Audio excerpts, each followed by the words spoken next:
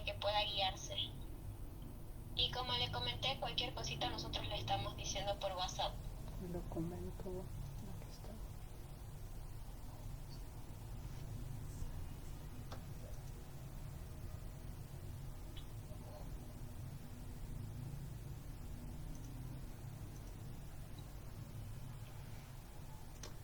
Ok.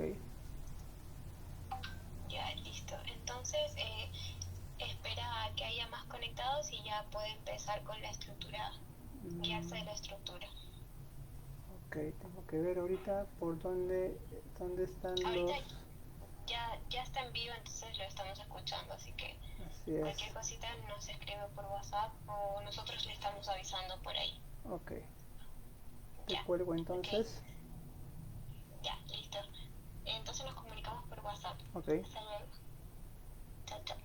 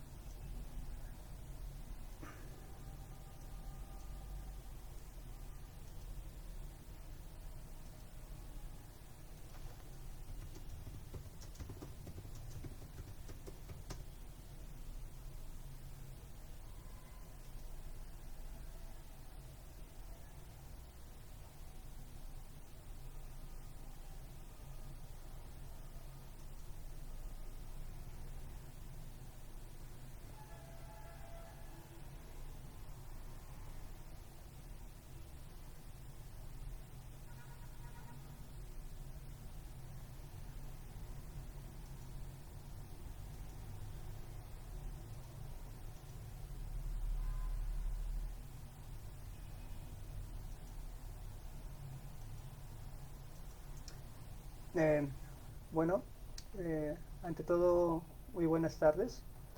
Mi nombre es Carlos Medina. Yo soy médico infectólogo. Trabajo actualmente en la clínica El Golf desde el 2018. Eh, Estoy a cargo, pues, entre las cosas, de la coordinación de infectología en la clínica. Eh, Como parte de mi experiencia, bueno, yo soy eh, egresado de la Universidad Peruana Cayetano Heredia, hice la especialidad de infectología ahí. Eh, por cosas del destino y por la pandemia asumí lo que es la jefatura de la oficina de epidemiología el año pasado, al comenzar esa pandemia. Y desde ese momento también estamos trabajando con respecto, pues, a la atención, el tratamiento, el diagnóstico y las medidas para poder tratar de frenar la pandemia a nivel hospitalario. Adicionalmente, hago docencia en la Universidad Peruana Cayetano Heredia. Formo parte del Instituto de Medicina Tropical Alexander von Humboldt. Bueno, y actualmente pues estamos inmersos en todo este tema del COVID y cómo tratar de frenarlo. Y justamente ante esto viene el tema que vamos a tocar el día de hoy. Eh, el tema que vamos a tocar hoy principalmente trata acerca de vacunas.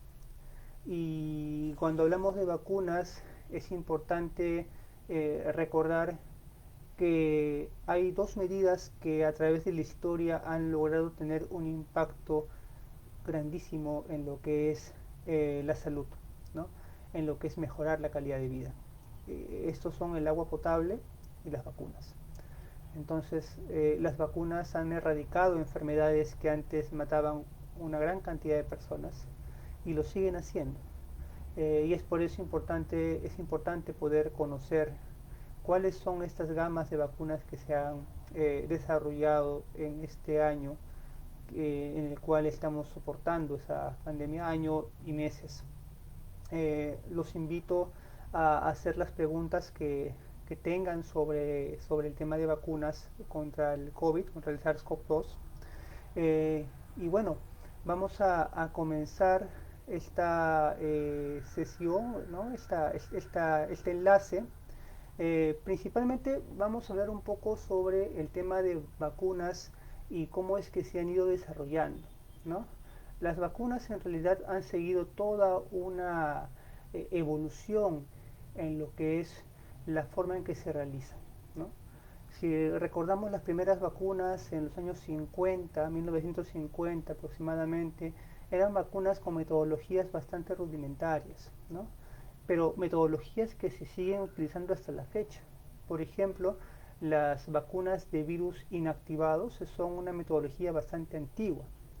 Y lo antiguo tiene la ventaja de ser también conocido. O sea, conocemos bastante sobre lo que son las vacunas que se elaboran con virus inactivado.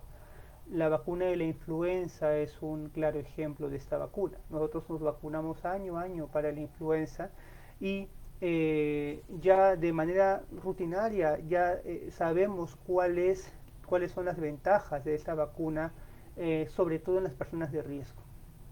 Y sabemos también que los efectos adversos son pocos en estos tipos de vacunas. Pero después de esto se van desarrollando otras propuestas, otras metodologías de vacunas que van haciendo que la producción sea más rápida y que los efectos adversos sean menores. Y aparecen las vacunas con gérmenes atenuados, ¿no?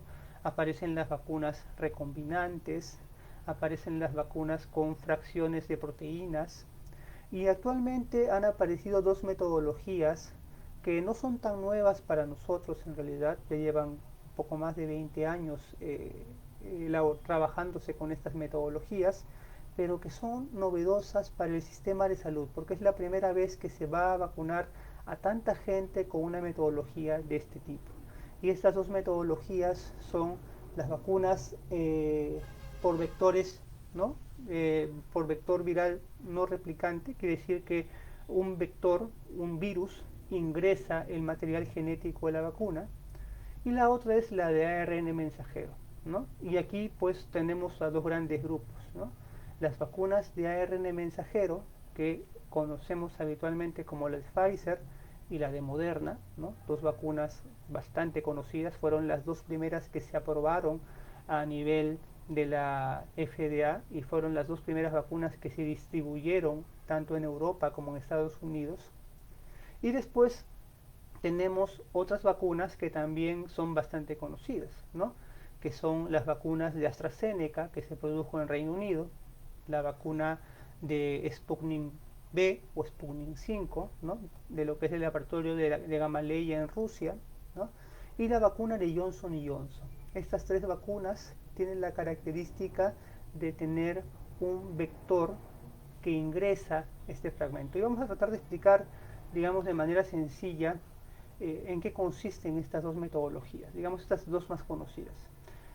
Adicional a esto tenemos otra vacuna, ¿no? Que es la vacuna que se introdujo en el Perú, que fue el primer lote con el cual se ha vacunado a todo el personal de salud, que es la vacuna de Sinopharm, y la vacuna de Sinovac, ¿no? Que es la que se está utilizando en Brasil, que tiene la metodología de virus inactivado, una metodología antigua, y como es antigua también es conocida. Entonces tenemos actualmente, digamos, en carrera, dentro de las más conocidas, tres metodologías diferentes de vacunas.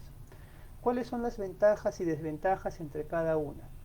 La vacuna, comencemos hablando de la vacuna, digamos, más famosa en este momento, ¿no? La vacuna de Pfizer, la vacuna de Moderna, tienen una metodología de ARN mensajero. ¿En qué consiste esa metodología? Bueno, los virus se caracterizan por tener un fragmento de material genético, ¿no? Así como los seres humanos, los virus tienen un fragmento de material genético que es como, podemos decir, la biblioteca de de todo lo que ellos producen, ¿no? Para poder producir una proteína o poder producir cualquier cosa en su estructura, tienen que primero ir a su material genético, sacar un fragmento de ese material genético y a partir de ese molde empezar a producir sus proteínas y todos sus componentes. Este material genético es el ARN. Entonces, este ARN guarda dentro de su memoria toda la información para construir toda la estructura viral. Entonces, hay una pequeña parte de ese ARN que produce o que tiene toda la información para construir la proteína S, la famosa proteína Spike. Y esta proteína Spike, esta proteína S, es, digamos, la más conocida y la más importante que hemos escuchado sobre ella porque es justamente la que se une al receptor en nuestras células. Es como la llave que permite que el virus entre y nos infecte. Es por eso tan importante esta proteína Spike.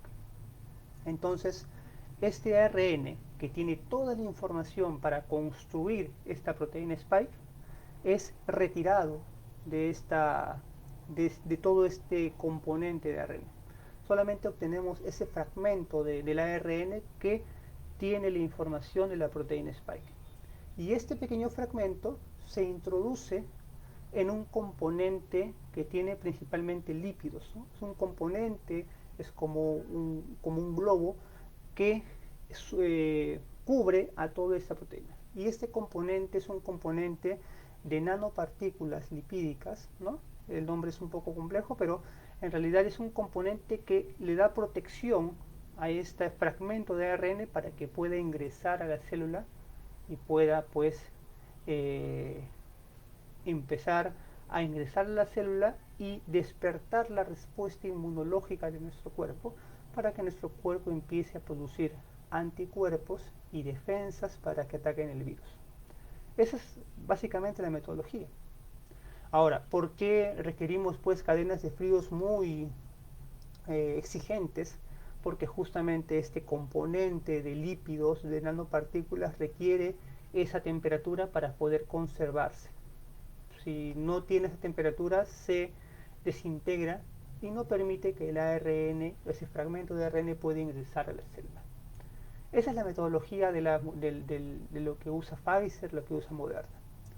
¿Cuál es la metodología de lo que usa AstraZeneca, de lo que utiliza la vacuna de Sputnik 5, como la vacuna rusa, de la vacuna de Johnson Johnson? Ellos lo que hacen es, ese mismo fragmento que estábamos hablando de ARN, en vez de introducirlo a un complejo de lípidos, lo introducen dentro de un virus. Este virus es un virus que habitualmente no causa enfermedad en el ser humano. Y es un virus en el cual se le ha quitado todos sus componentes que pueden causar infectividad. Introducen ese fragmento y colocan eso con la vacuna. Entonces ese virus, que no genera enfermedad, sirve como un transporte a este fragmento de ARN para que ingrese a la célula y nuevamente despierte toda esa respuesta inmunológica. ¿Y qué es lo que hace la vacuna de Sinopharm o de Sinovac? Lo que hacen es el virus, pero este es el virus mismo del SARS-CoV-2, lo inactivan. Podemos decir, lo matan, ¿no? Le colocan componentes para que este virus simplemente quede totalmente inactivado, quede muerto, cosa de que este virus en ningún momento puede causar enfermedad, pero toda su estructura se mantiene intacta y esta estructura es ingresada al cuerpo para que el cuerpo pueda desarrollar respuesta inmunológica a esa estructura. Entonces esas son las tres metodologías que tenemos. Ahora, cada metodología tiene sus ventajas y sus desventajas. La ventaja de las vacunas inactivadas como la vacuna china es que es una metodología conocida y por ende sabemos cuáles son sus efectos adversos más frecuentes. Es una metodología digamos que ya hemos visto que genera efectividad con las demás vacunas, que es eficaz con las demás vacunas, y la desventaja es que se demora en producirse, porque recordemos que es una metodología antigua, entonces su producción es más lenta. Por otro lado, las vacunas de ARN mensajero y las vacunas de lo que es AstraZeneca o Johnson Johnson o Sputnik 5, también pues estas vacunas tienen una capacidad de producirse más rápido, ¿no? Entonces las producimos más rápido, pero las vacunas de ARN mensajero requieren temperaturas más exigentes y las vacunas como AstraZeneca, como Sputnik 5, requieren cadenas de frío un poco más flexibles que podemos manejar dentro de nuestro programa de vacunación.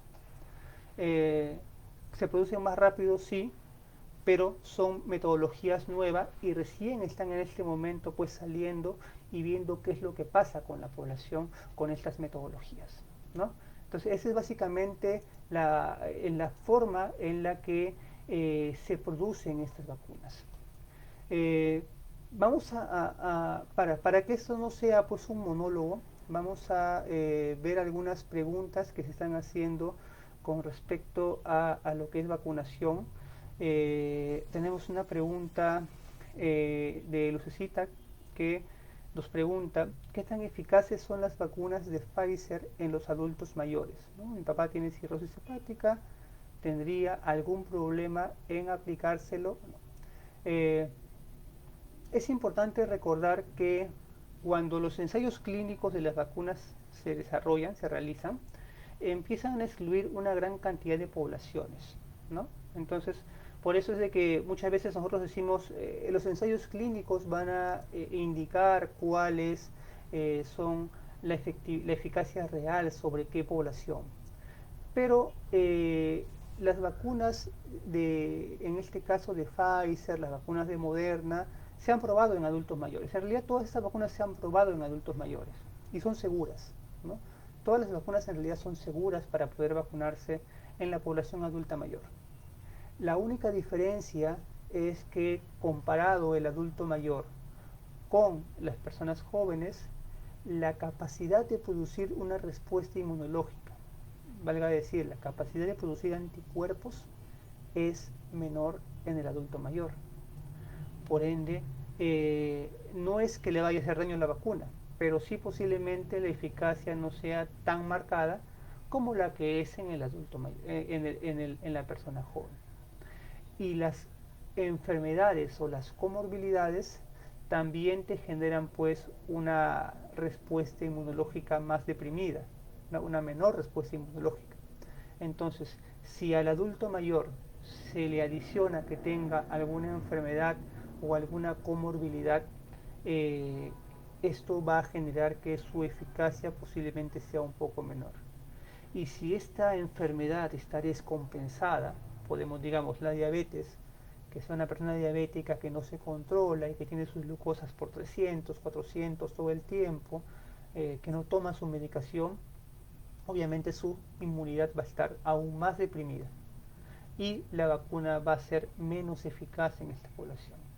Entonces las vacunas son seguras para todos, pero en ciertas poblaciones, dependiendo la edad, la comorbilidad y la compensación de esta comorbilidad, va a tener posiblemente una menor respuesta inmunológica, una menor eficacia. Lee Peralta nos pregunta qué diferencia hay entre la vacuna china y la vacuna rusa. ¿Cuál es más efectiva?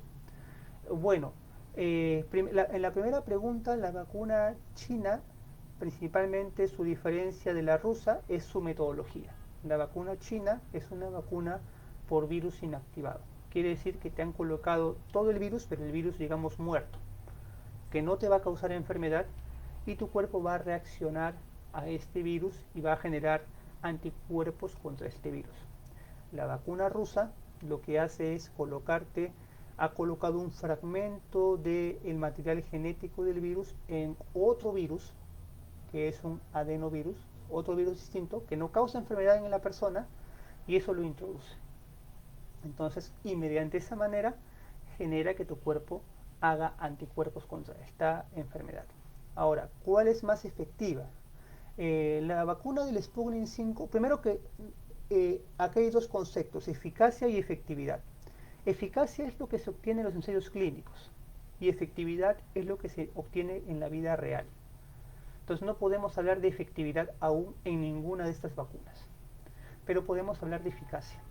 Y cuando hablamos de eficacia tenemos que ver eficacia para qué, o sea, cuál es nuestro punto de referencia si hablamos de eficacia.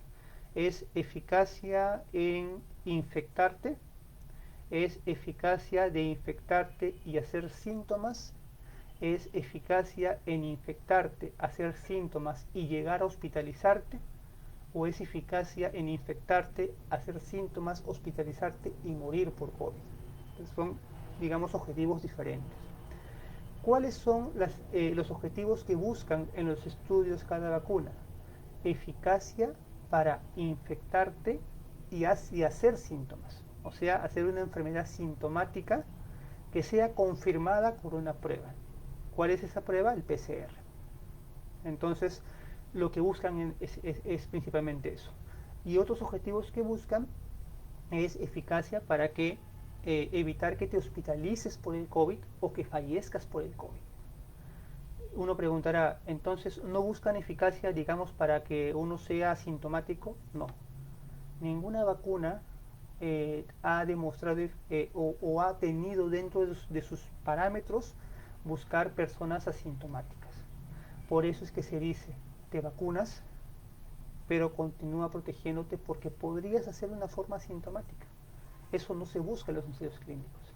Entonces, si hablamos de eficacia para hacer la enfermedad con síntomas, la vacuna rusa ha mostrado un 91% de eficacia para prevenir la enfermedad sintomática confirmada con el PCR.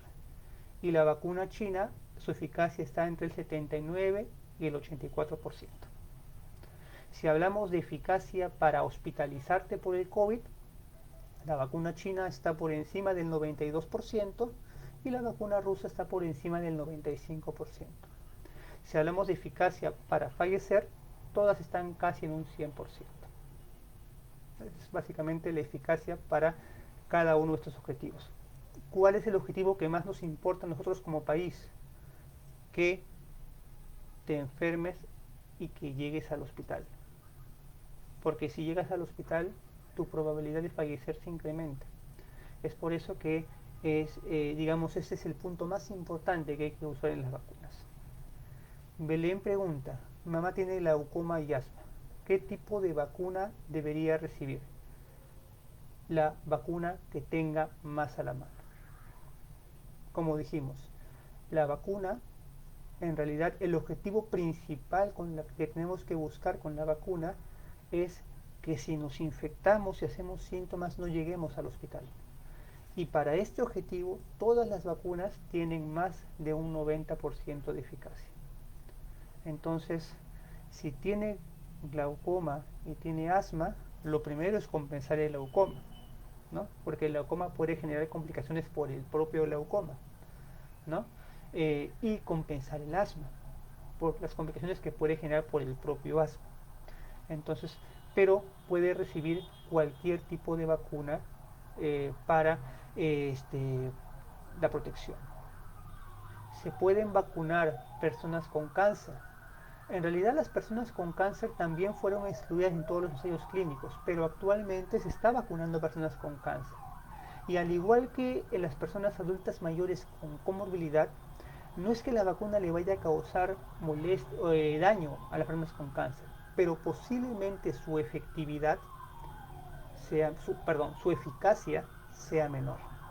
Hay un estudio que ha salido en una revista bastante conocida por el entorno médico, la revista JAMA, en el cual se hace una evaluación justamente de las vacunas de Pfizer y Moderna en población post-trasplantada, que son poblaciones pues que también tienen inmunosupresión o tienen disminución de defensas justamente porque toman medicamentos que disminuyen las defensas.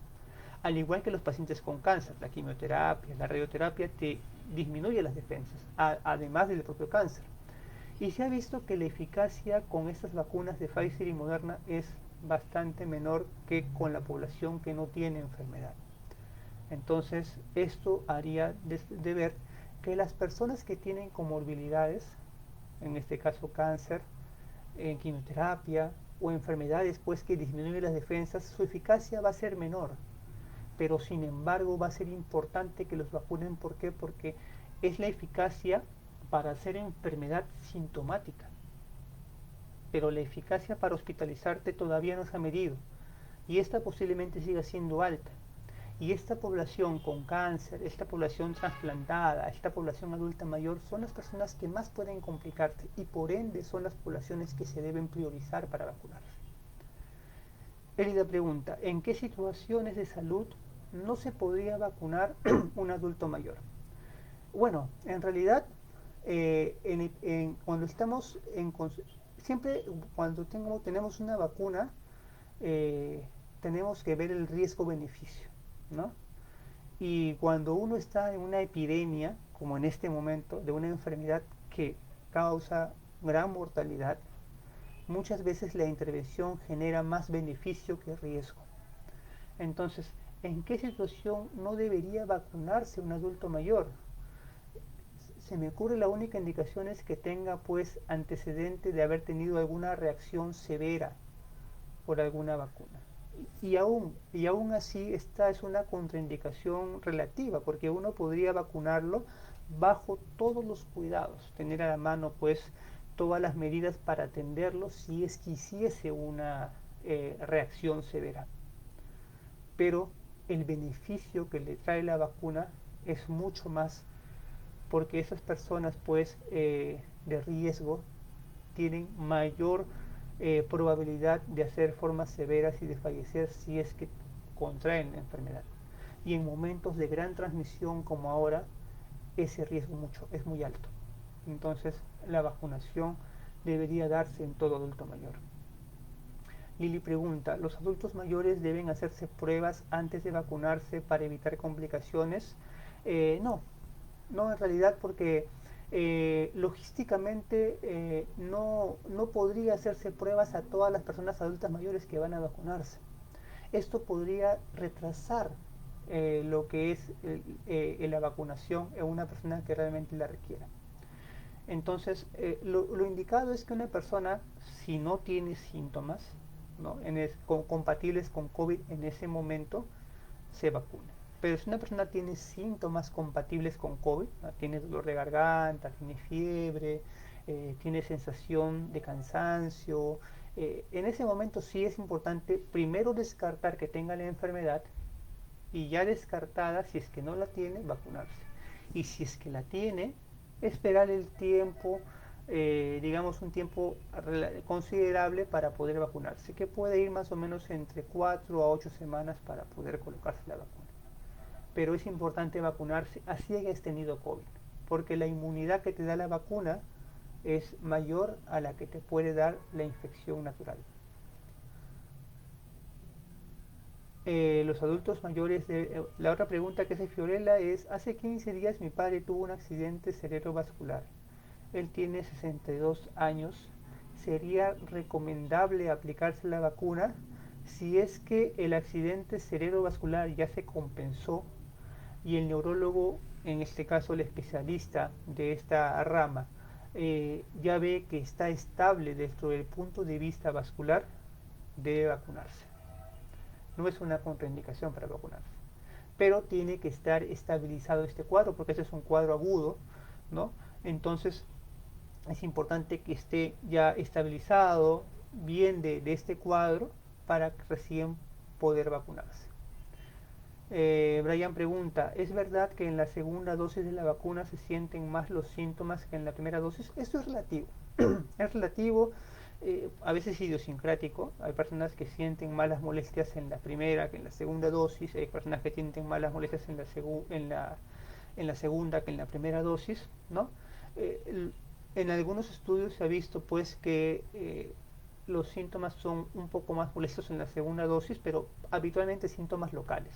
Dolor en el sitio en el sitio de la vacunación, un poco de fiebre que dura 24 horas, malestar, un poco de dolor de cabeza.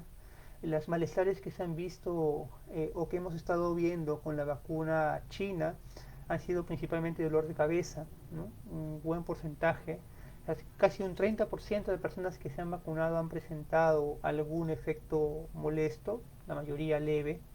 eh, Dolor de cabeza el principal, poco de fiebre, algunos diarrea, un 15% hecho diarrea, ¿no? Algunos han hecho adormecimiento en el brazo donde les han inyectado, pero que eso es relativamente pasajero y en las 48 a 72 horas pasa. Eh, Ariana pregunta, mi madre, 87 años, tuvo COVID el 25 de enero. ¿Se debe vacunar o se debe hacer la prueba de anticuerpos? Se debe vacunar. Si una persona ha tenido COVID, eh, después de entre 4 a 8 semanas, ya se puede vacunar. Y es más, debe de vacunarse. Porque la respuesta inmunológica que te genera la infección natural no necesariamente va a tener el mismo vigor, y sobre todo en adultos mayores.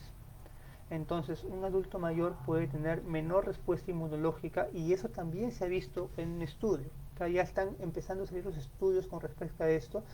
Un estudio de otra revista bastante conocida en el medio médico, que es la revista Lancet, vio que las personas que tienen más riesgo de reinfectarse son justamente los adultos mayores, porque su respuesta inmunológica es de menos poder. Entonces esta población tiene que vacunarse. ¿Por qué? Porque la vacuna te genera una respuesta más vigorosa. ¿Y por qué? Porque la vacuna dentro de su componente tiene un adyuvante que potencia la respuesta inmunológica. Entonces es como que le colocas el agente que va a causar la respuesta del cuerpo, pero aparte le colocas algo más que estimule el cuerpo, que esa respuesta sea más vigorosa, y eso genera una mejor cantidad y calidad de anticuerpos para poder protegerte de la enfermedad. Otra recomendación es que en las personas que han tenido COVID o que se han vacunado no se dosen anticuerpos. ¿Por qué? Porque las pruebas de anticuerpos en realidad lo único que miden son anticuerpos, pero no miden la calidad del anticuerpo. Nosotros cuando vemos respuesta en COVID vemos tres cosas: cantidad de anticuerpos, calidad de anticuerpos y respuesta celular. Las pruebas de anticuerpos solo miden la primero, la cantidad de anticuerpos.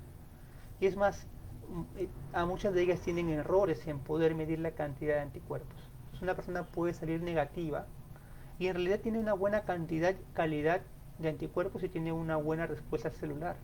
Entonces, muchas veces estas pruebas de anticuerpos posterior a la vacunación confunden a la población y es mejor no tomárselas. Otra pregunta más. Después de haber sido infectado de COVID, ¿cuál es el tiempo recomendable para vacunarse? Si es que ha tenido una primera infección, y esto en realidad es principalmente opinión de expertos, ¿no? O sea, es ir preguntando entre todas las personas o todos los médicos que tienen una gran cantidad de experiencia con respecto al tema de vacunación. Algunos te van a decir 4 semanas, otros te van a decir 8 semanas, otros te van a decir 12 semanas. En realidad no hay un consenso claro, ¿no? Lo que hacemos en la práctica, por ejemplo, en el hospital son 4 semanas. Por un tema de disponibilidad de vacunas y porque queremos darle protección más, más rápida a la población, ¿no? Estamos de repente en un contexto de no pandemia, de no epidemia, podríamos esperar un poco más, pero en un contexto en el cual hay una transmisión tan marcada, lo mejor es potenciar la respuesta inmunológica un poco más temprano. Pero básicamente el tiempo está entre 4 y 12 semanas en que se puede vacunar. ¿Qué diferencia hay entre las vacunas que se ponen 2 dosis frente a la de Johnson y Johnson que se colocan en una sola dosis? Ok. Como habremos visto, todas las vacunas se han presentado en dosis de 2. ¿Por qué? Porque todas ellas se ha visto que la primera dosis te genera una respuesta inmunológica que se ve incrementada a dar la segunda dosis. Y esto no ha sido la excepción con la de Johnson y Johnson. Johnson y Johnson también vio en su vacunación que al colocar una dosis genera una buena respuesta, pero que esa respuesta puede mejorar con una segunda dosis. Y es por eso que Johnson y Johnson ahora ha abierto un ensayo clínico para hacerlo con 2 dosis. Entonces, en realidad, aparentemente lo que se está viendo es que todas las vacunas requieren de 2 dosis para poder potenciar de una manera más rápida la respuesta inmunológica. Entonces, en realidad, en diferencia, la respuesta inmunológica se torna un poco más vigorosa con 2 dosis que con una sola dosis. Los que han quedado con secuelas también podrán vacunarse, no hay riesgos. Sí, tienen que vacunarse. Tienen que vacunarse porque el hecho que haya quedado con secuelas no está relacionado a que tenga mejor respuesta inmunológica o que tenga mayor cantidad de anticuerpos. Entonces, si una persona, por ejemplo, adulta mayor, tuvo COVID y quedó con severas secuelas pulmonares, esa respuesta inmunológica que ha hecho por esa infección no quiere decir que sea más intensa o más vigorosa por haber tenido secuelas. Sigue siendo una respuesta inmunológica que puede ir cayendo con el tiempo. Y es por eso que debe ser vacunado. Porque en una segunda infección podría ser una forma igual de severa que comprometa un pulmón ya dañado previamente y pueda pues manifestar una condición de mayor gravedad. Y es por eso que las personas que tienen secuelas también tienen que vacunarse. ¿Cuáles son los cuidados que debo tener luego de vacunarme? Esa es una pregunta muy importante porque recordemos que las vacunas, como todo componente, como todo medicamento que utilizamos, pueden tener efectos adversos. Y estos efectos se van a ver más mientras más población vacunamos. Obviamente, si en los ensayos clínicos hemos visto que se han vacunado poblaciones de 12.000, 20.000 personas, entonces tenemos una cantidad de efectos adversos. Pero si vacunamos millones de personas, ese porcentaje pues se va a ver más grande en números reales. Entonces vamos a empezar a ver efectos adversos. Entonces, importante saber que cuando uno se vacuna puede tener efectos locales o efectos sistémicos. ¿Cuáles son los efectos locales? Dolor en el sitio que te han vacunado, enrojecimiento de la zona que te han vacunado, ¿no? Puede haber un poquito de inflamación, ¿no? Puede haber cuadros sistémicos como fiebre, dolor articular, fatiga, dolor de cabeza, ¿no? Estos pueden ser de poca intensidad o pueden ser de mayor intensidad, ¿no? En realidad se ha visto que con algunas vacunas pueden ser un poco más intensos. Por ejemplo, en las vacunas de Pfizer y Moderna se ha visto de que los efectos son un poquito más molestos que en otras vacunas, pero están y son pasajeros, son autolimitados y no ponen en riesgo la vida, ¿no? La mayoría de ellos se ha visto de que no ponen en riesgo la vida en esos efectos adversos. Entonces, lo primero es saber de que esto puede pasar, ¿no? Que es pasajero, ¿no? Y que dura más o menos entre 24 a 72 horas desde la aparición, que puede aparecer inmediatamente con la vacuna o puede aparecer días después también, ¿no? y que principalmente pueden calmar con algunos sintomáticos como paracetamol o analgésicos si es que hay dolor, ¿no? Reposo, y esto se autolimita. ¿Pueden haber efectos más severos que estos? Pueden haberlos, y es importante conocer eso, pero el beneficio, como dije, supera por amplio ese riesgo de esa pequeña posibilidad de que haya algún otro efecto adverso. Eh, Félix me pregunta, tengo fibrilación auricular, hipertensión y estoy anticoagulado. ¿Me puedo vacunar? Sí, sí te puedes vacunar. Posiblemente por la anticoagulación vaya a tener que haber un poquito más de presión en la zona de vacuna, ¿no? Porque pues hay mayor riesgo de sangrado cuando estás anticoagulado, pero sí, tienes es más que vacunarte. ¿Por qué? Porque estas comorbilidades, sobre todo la hipertensión, te ponen como un grupo de riesgo para poder hacer enfermedades o formas más severas. Entonces requieres una mejor protección, ¿no? Para poder hacer esas formas. Y la vacuna no es que vaya a evitar necesariamente que te infectes. Podrías infectarte, podrías hacer síntomas, pero la eficacia de esta vacuna, de las vacunas, está en que evite de que hagas una forma severa. Es verdad que la vacuna de Pfizer es la única que funciona contra las nuevas variantes. En realidad no. Y esto de las variantes es un tema bien amplio para conocer. Nosotros sabemos que todos los virus mutan, ¿no? Y el virus muta para adaptarse, ¿no? Todo virus va a mutar. Y este virus ha mutado varias veces. Desde la primera cepa que apareció en Wuhan, mutó más o menos para el mes de febrero, apareciendo una cepa española que se hizo más transmisible. Mutó nuevamente para el mes de septiembre, apareciendo esta cepa, una cepa distinta, una cepa danesa, que aparentemente pues estuvo en algunos animales solamente. Mutó nuevamente apareciendo la cepa británica, mutó nuevamente apareciendo la cepa sudafricana, ha mutado nuevamente apareciendo la cepa de Manaus y va a seguir mutando, ¿no?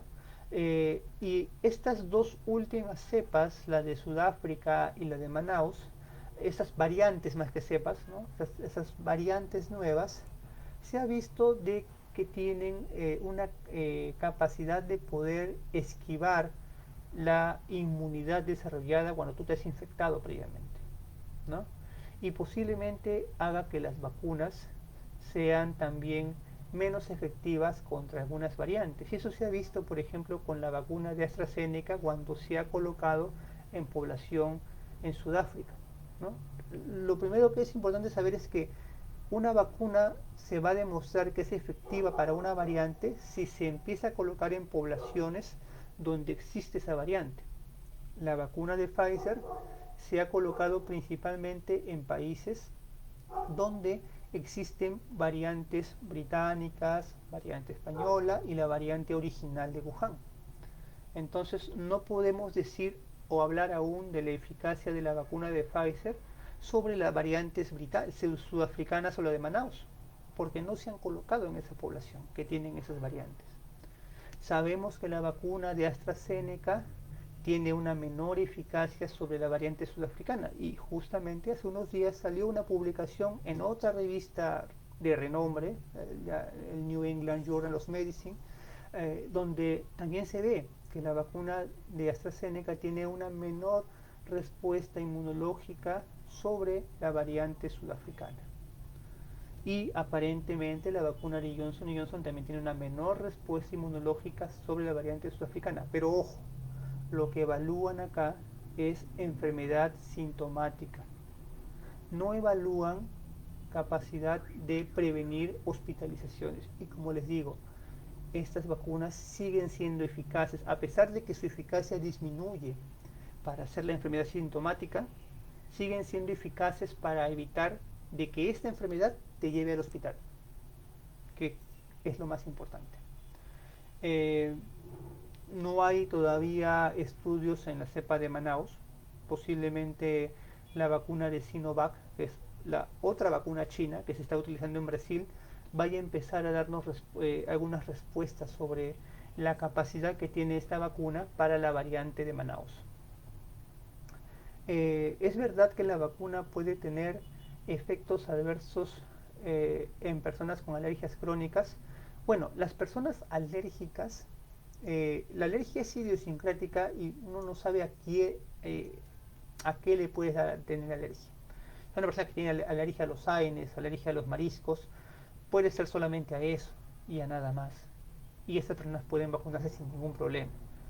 En realidad, tú no sabes a qué vas a hacer alergia hasta que entras en contacto con el medicamento y ves si te desarrolla o no algún tipo de alergia. Entonces, no quiere decir que alguien que tenga algún tipo de alergia no pueda vacunarse, o no quiere decir que una persona que tenga alguna alergia vaya a ser necesariamente alergia a la vacuna, ¿no? Eso es completamente indistinto de esto. Entonces, una persona que tiene alergias puede vacunarse, ¿no? Puede vacunarse sin ningún problema, pero siempre pues para eso va a haber un personal de salud que va a estar vigilando los primeros 30 minutos, ¿no? Que es en el momento en el que aparecen las respuestas alérgicas a un medicamento. Entonces siempre es importante la observación de eso. Y cualquiera puede desarrollar una respuesta alérgica a un medicamento o a una vacuna. No necesariamente los alérgicos van a tener mayor predisposición.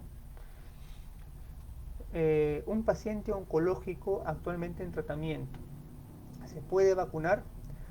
Un paciente oncológico debe de vacunarse, porque son poblaciones de riesgo. Pero va nuevamente la aclaración. ¿Le va a causar más daño que un oncológico o que un oncológico que está con quimioterapia? No le va a causar más daño, pero su respuesta va a ser menos eficaz. Y esto podemos extrapolarlo del estudio de llama que les comenté, en el cual en personas post-trasplantadas habían dos tipos de personas. Post-trasplantados que estaban con tratamiento inmunosupresor, ¿no? Tacrolimus, corticoides, una serie de medicamentos que te bajan más las defensas, y post-trasplantados que estaban sin ese tratamiento. Y la eficacia de la vacuna para hacer enfermedad sintomática fue menor en las personas que estaban con tratamiento inmunosupresor. Y esto posiblemente vaya a ser lo mismo en pacientes oncológicos que están con quimioterapia. Probablemente la quimioterapia te va a restar eficacia a la vacuna. Pero como les digo nuevamente, esta eficacia se ha evaluado para enfermedad sintomática confirmada, no para capacidad de hospitalización. Hasta el momento seguimos teniendo como que la capacidad para prevenir una enfermedad que te lleve al hospital sigue siendo alta en las personas que se vacunan. Una mamá que da de lactar y que tuvo COVID, ¿se puede vacunar? ¿Le hace daño al bebé? Una mamá que está dando de lactar puede vacunarse sin ningún riesgo, porque lo que te están introduciendo no es pues la infección. Tú no te vas a infectar por la vacuna. Lo que te están introduciendo es un componente que va a despertar tu respuesta inmunológica, y esa respuesta inmunológica posteriormente va también a pasar posiblemente en la barrera de la leche y puede llegar al niño, dándole igual protección, porque lo que pasan son anticuerpos, ¿no? Ahora, si esa protección va a ser capaz de proteger al niño, eso todavía no se ha estudiado, pero una madre que está dando lactar puede vacunarse. ¿Cuánto tiempo dura la efectividad de la vacuna? Wow, la efectividad de la vacuna en realidad es muy pronto decirlo en este momento, porque no tenemos tanto tiempo de vacuna. Tal vez el único estudio que trató de ver la eficacia de la vacuna, no la efectividad, es el estudio que hizo Moderna, que se vio que hasta 3 meses seguía siendo eficaz. Y hay un estudio que han sacado Israel, que es el país que más ha vacunado, en el cual se ve que su eficacia, ellos han evaluado con la vacuna de Pfizer, es del 95%. Entonces, pero cuánto tiempo dura aún no está del todo claro. Posiblemente dure de 6 meses a más, pero eso se va a ir conociendo conforme se vaya vacunando más población, pase más tiempo y podamos ver qué tan efectiva ahora sí, si viene siendo esta vacuna en esta población vacunada. ¿Cuáles son las contraindicaciones de la vacuna? Bueno, principalmente la contraindicación principal, que podría ser más una contraindicación relativa de la vacuna, es que uno tenga alguna reacción alérgica severa a lo que es el hidróxido de aluminio. En este caso, cuando hablamos de la vacuna de Sinopharm, que es el adyuvante que tiene esa vacuna, ¿no? Entonces, básicamente es esto. O que la persona haya hecho pues una reacción adversa severa a la primera dosis de la vacuna. Eso te podría contraindicar la segunda dosis, ¿no? Porque la reacción que venga con la segunda podría ser más severa. Pero de resto no hay una contraindicación absoluta para vacunarte. ¿Tiene información sobre vacunas orales que se estén investigando? Sí. Hay vacunas que se están haciendo con virus atenuados. ¿Cuál es el fundamento para usar una vacuna oral? Por ejemplo, en Australia se está utilizando una vacuna oral, ¿no? O se está investigando para una vacuna oral, ¿no? Y es que hay un tipo de inmunidad que no se está estudiando con estas vacunas, que es la inmunidad de tipo IgA. La inmunidad de tipo IgA es una inmunidad que se presenta principalmente en las mucosas, ¿no? Y en este caso lo que se quiere es desarrollar una buena inmunidad en mucosas en la parte de las vías respiratorias altas, para que con eso pueda prevenirse la infección. Entonces posiblemente se pueda hacer el plus de estas vacunas, ¿no? Así como por ejemplo un ejemplo claro de las vacunas atenuadas por vía oral era la vacuna de la polio. Por mucho tiempo nuestros niños fueron vacunados para la polio con vacunas atenuadas vía oral, ¿no? Que desarrollaban esta respuesta. Pero aún en el mercado no hay una vacuna de este tipo, ¿no? Y estamos esperando que esos estudios pues sigan avanzando para que puedan ver cuál es su resultado, ¿no?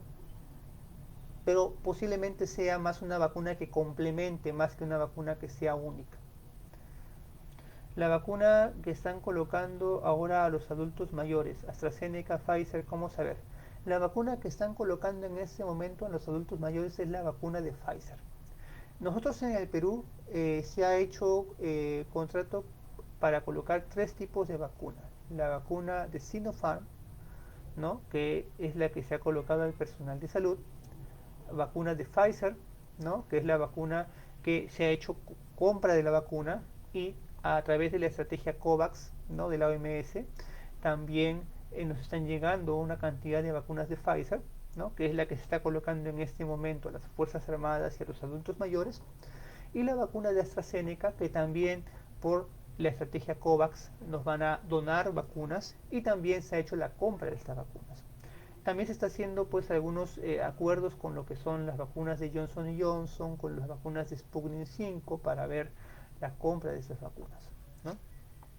Se está haciendo actualmente un ensayo clínico con respecto a un tipo de vacuna que tiene la misma metodología que Pfizer y que Moderna, que es la vacuna de CureVac. Es una vacuna del laboratorio alemán, parecido al laboratorio alemán, que tiene una metodología muy similar y que depende de sus resultados también podría ser una propuesta para compra después que se demuestren sus resultados de eficacia. Pero a los adultos mayores están colocando la vacuna de Pfizer. ¿Te puede dar COVID pese a haberte vacunado? Sí, te puede dar COVID. Y eso es algo que tenemos que metérnoslo en la cabeza bien. ¿Uno se vacuna para qué? Hay que tener en cuenta que el objetivo de que tú te vacunes es para evitar de que tú puedas hacer una forma severa o que puedas morirte por COVID. Ese es el objetivo. Pero puede darte COVID aún, tanto de forma sintomática leve o de forma asintomática. ¿Qué quiere decir también eso? Que también puedes contagiar.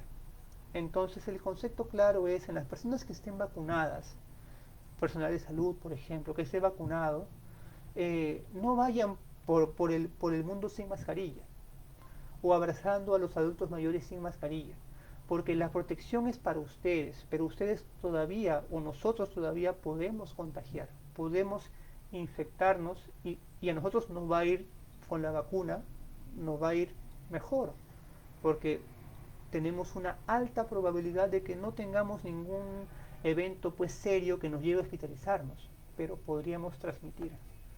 Es por eso que personal de salud tiene que continuar, y toda persona que se vacune tiene que continuar usando su mascarilla y manteniendo el distanciamiento social. Entonces la pregunta es, ¿cuándo voy a dejar de usar mascarilla y cuándo voy a poder abrazar a mi padre o a mi madre o a mi abuela y voy a poder llenarla de besos? Cuando estén vacunados todos.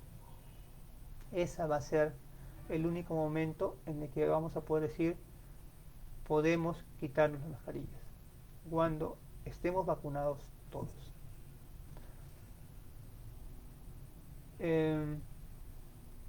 ¿Por qué no se pueden vacunar a niños? No se pueden vacunar a niños simplemente porque no sabemos cuál es la eficacia en los niños. Y eso va porque no se hacen ensayos en niños. Entonces, como no se hacen ensayos en niños, no podemos saber cómo le va a ir la vacuna con la vacuna en los niños. Es por eso que tenemos que vacunarnos todos los adultos. Ahorita están habiendo ensayos que incluyen a población adolescente, de 12 años para arriba, para vacunarlos.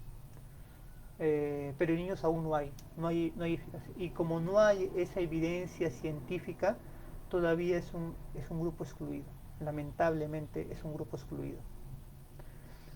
Los asintomáticos se pueden vacunar si tienes enfermedad, ¿no? Si por ejemplo, no sé, te tocaba vacunarte hoy día estamos jueves, te tocaba vacunarte el sábado, pero hoy día te hiciste pues de buena gente un hisopado y te salió positivo, eres un asintomático. Entonces, ¿por qué no debes vacunarte? Porque tú no sabes en qué momento vas a hacer síntomas, o si los vas a hacer o no. Y lo que podría pasar si tú eres asintomático es que si es que tienes fiebre, esa fiebre puede ser o por la vacuna o por la enfermedad, no sabes.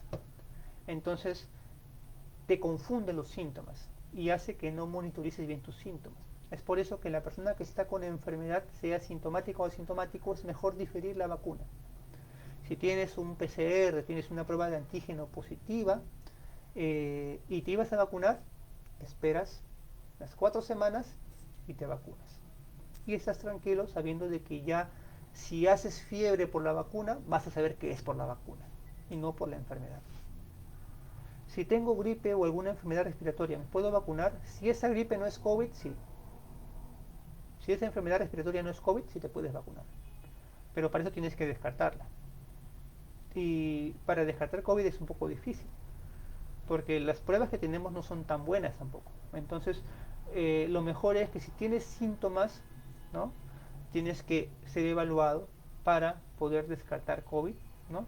Y si tienes síntomas y por ejemplo tienes contacto con alguien que es positivo de COVID, bueno, tienes que asumir que eres positivo, te esperas unas 4 semanas y te vacunas. Si hay una reacción adversa a la vacuna, ¿qué se debe hacer? Bueno, se tiene que actuar de inmediato según el tipo de reacción adversa. La reacción adversa más severa o que podía haber ante todo medicamento es un shock anafiláctico, ¿no? Y en ese caso, pues lo que hay que hacer es adrenalina, ¿no? Y todo lo que son las medidas para mantener vía aérea, para mantener circulación. Dependiendo del efecto adverso, uno actúa ante una reacción eventual que podría verse con la vacuna. Recordar que estos eventos se les llama pues eventos supuestamente asociados a la vacuna, que cuando aparecen pueden estar asociados a la vacuna o pueden no estarlos, y eso ya es parte de la investigación que se hace, ¿no? Ok, entonces vamos a ver si hay alguna otra pregunta adicional sobre el tema. Creo que no.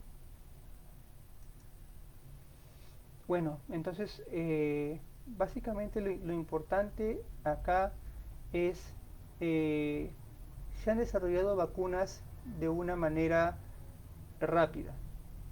No desconfiemos de eso. Las vacunas se han creado rápidamente porque ya teníamos tecnología previamente estudiada y conocida. Porque ha habido una inversión muy grande para desarrollar las vacunas. Y porque no es usual que haya tanta cantidad de casos para poder hacer los estudios. Normalmente los estudios, cuando uno hace un ensayo clínico para un medicamento, tiene que esperar a que haya pues una población que haga la enfermedad. Y a veces hay poblaciones que hacen la enfermedad pero se demoran un poco más de tiempo. En cambio, en este momento, como estamos en pandemia, vemos un montón de casos y es por eso que los ensayos se avanzan más rápido. Entonces, la rapidez del ensayo es por las circunstancias en las que estamos viviendo en este momento. Pero los ensayos clínicos han demostrado que todas las vacunas son seguras y que todas son eficaces para evitar formas severas de enfermedad. Entonces, esto debe darnos tranquilidad para poder vacunarnos, ¿no? Y para poder eh, disminuir o disminuir el impacto que tiene esta enfermedad sobre nuestra población. Eh, Gracias a todos por asistir, ¿no? Los esperamos en una próxima transmisión que será anunciada por Facebook, por el Facebook Sana. Recuerden que en Sana estamos preparados para brindarles una atención completamente segura y que nuestros servicios de atención presencial y virtual están disponibles, ¿no? Pueden agendar una cita por el app de Sana o llamando al 635 5000, ¿no? El cherry propio de la transmisión. Y bueno, espero que les haya servido esta charla, ¿no? Eh, yo sé que posiblemente pueden haber muchas dudas aún, eh, y bueno, siempre en la atención o en la consulta se puede pues tratar de resolver estas dudas que se puedan tener. Buenas tardes y espero que les haya servido esta presentación.